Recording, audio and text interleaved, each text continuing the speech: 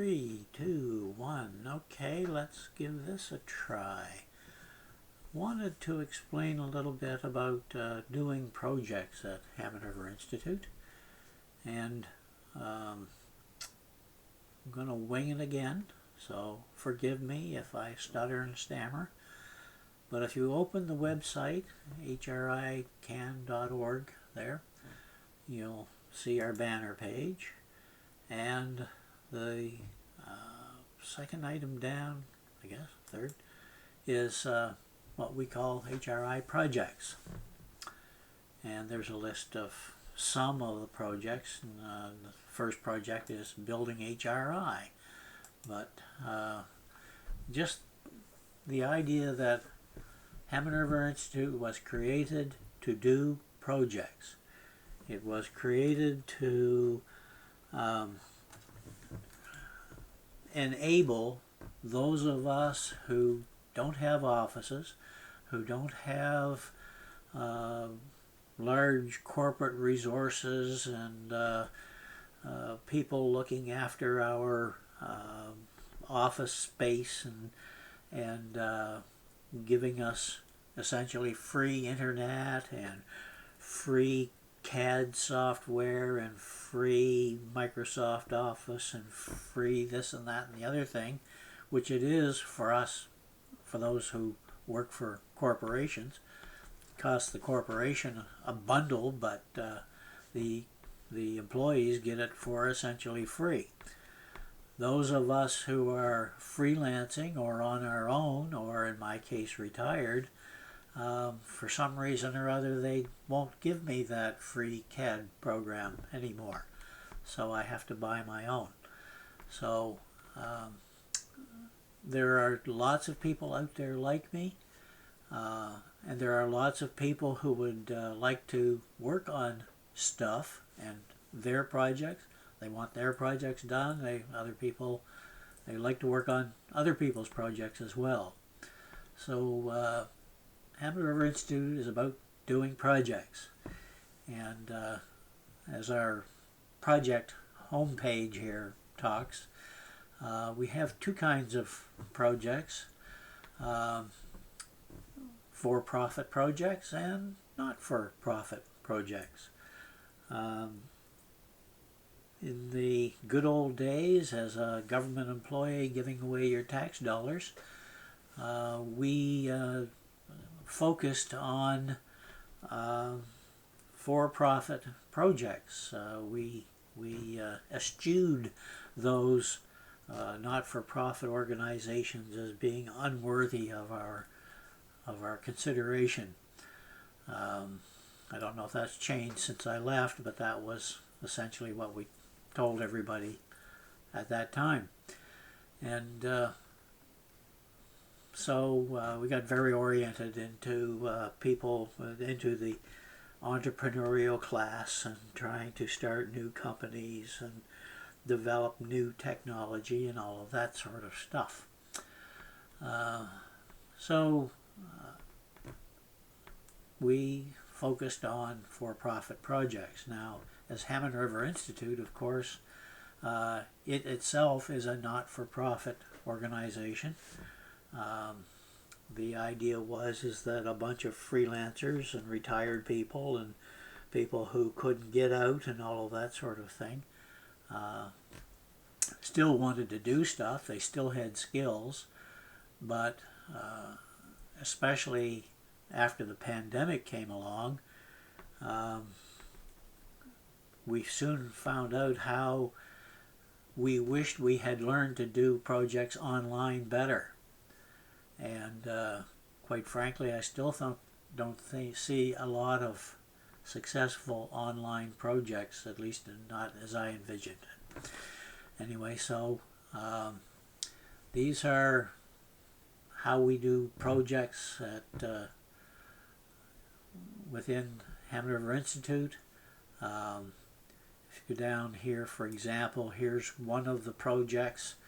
I call this Edutain-cercise, and it was a project where we were going to try to combine entertainment, video games, if you like. Exercise, hook yourself up to your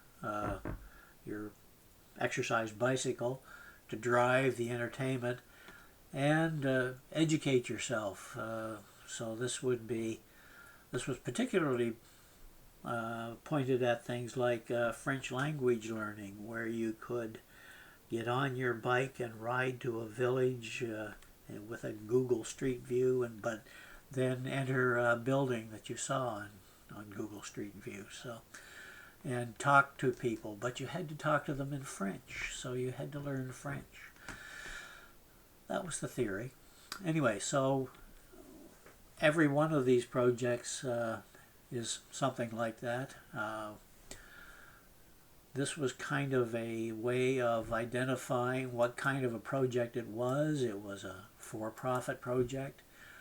What would it take to commercialization? My guess was $5 million. The project time, how long would it take to get it done? Who knows? 30 months.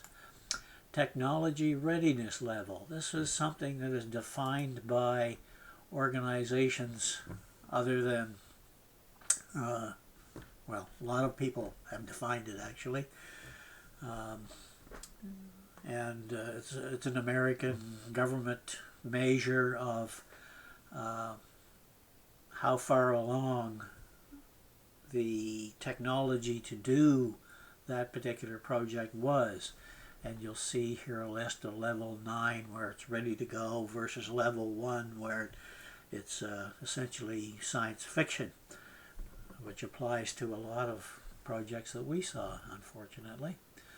So if you come back to this particular project, it was a technology level readiness 3, which wasn't very far up the ladder, especially at that time when things like Google Street View and Meta and Second Life, which wherever that ever wound up, would have been good platforms for it. So it wasn't very far along. There was a lot of work to be done before you had something to show people. And when it comes to investing, you really need to have something. Investors don't want to hear about your dreams. They want to see what you've got done. So the project manager was me, the project champion was me, the project owner was me, and I have no money, so that's where you see the project is, and stayed there. So much for that project, and we have several other projects. We have one here that is a not-for-profit project, which is sort of different. It's called the Autonomous Economic and Environmental Regions. So, you know, fixing up our government system. Don't think that's easy? Anyway, so those were projects that I posted in as examples within Hammond River Institute. Really, I was hoping that you would come up with your own project, hopefully little projects. I have some small projects in here that aren't $500,000. For example, we have had a problem with hogweed in the province here, and so seemed like, well, what's a good way to get rid of hogweed safely, because you can't go out there and weed whack the stuff. It's quite toxic. And so why not develop a bag that you put over the plant and snip it off and then figure out what to do with the bag. So that was supposed to be a little project. It probably isn't as little as it looks, but there must have been some other small projects here. A calendar frame.